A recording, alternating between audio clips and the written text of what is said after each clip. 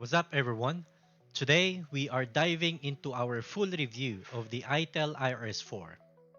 I have a mixed feeling about this phone, and especially when it comes to gaming. Watch the full video to find out more. But first, let's do the unboxing. What's up, everyone? Today we have our itel RS4 for unboxing and review. So without further ado, let's go ahead and unbox the phone.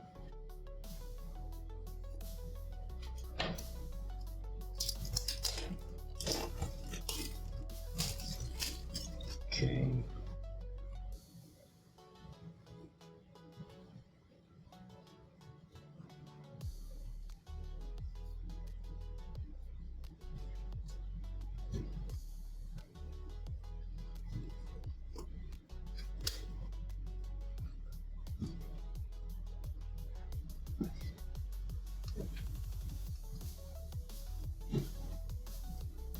Okay, so it seems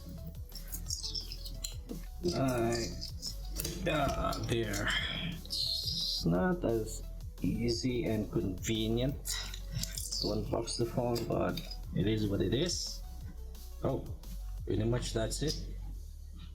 That's surprising. So we have the phone. So we have the silver white version. So before we go into the phone, let's check what's on the box or in the box. Okay.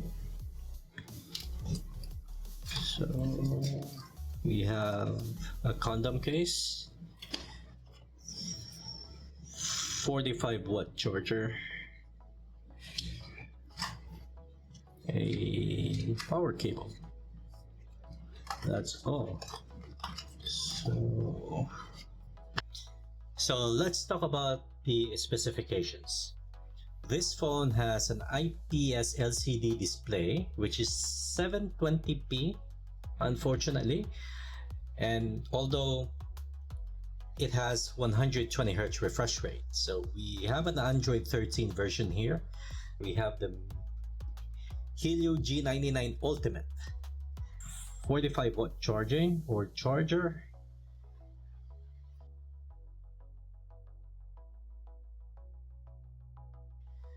We have the silver white version. So we got the 50 megapixels at the back and the 8 megapixels on the front camera. Now, ergonomic wise, it's not that wide.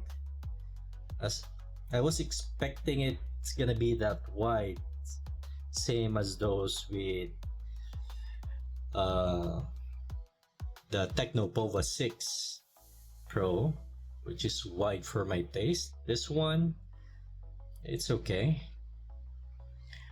So it's surprisingly not that wide, especially if you are gonna look at the box. It's quite intimidating because it's not the usual box that they provide. It's a little bit longer. Now the design wise, they copied Xiaomi's camera layout, but what they did is add that racing stripe, signifying that this is for gaming. But we're still gonna test about the camera, see how it compares or performs. But of course, we're not gonna expect that much.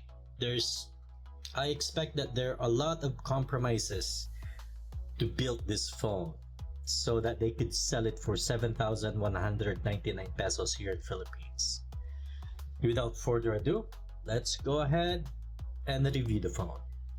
Now, first off, browsing the internet on this device is smooth thanks to its 12GB RAM paired with the Helio G99 Ultimate processor. However, this may vary depending on your internet speed. And as usual, this phone comes packed with crapware. When watching movies, given that this phone only has a 720p IPS display, the quality is actually very good for my taste. The colors pop, they are not oversaturated, and it has reasonably deep blacks. But in bright scenes, it's too bright, sometimes making it uncomfortable. Let's talk about the camera. Even though this phone is equipped with a 50 megapixels camera, photos aren't as sharp as you'd expect, but they do have good dynamic range. In closer shots, they're not as sharp as you'd like, but they have a good contrast and less noise. However, the colors in this photo are too saturated, losing a lot of detail. While they're not the sharpest, they do have good shadows and contrast. In our indoor shots, you'll notice that using the super night mode provides better results. In our evening photos, super night mode makes your photos sharper and produces more detail.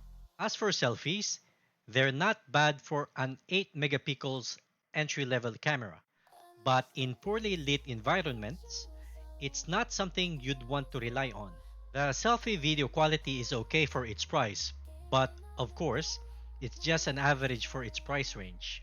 When shooting videos using the steady mode, the jelly-like effect is too obvious. I'd suggest using the 1080p 60 frames per second mode instead, but you'll need a gimbal with stabilization to achieve better quality. Now let's talk about gaming.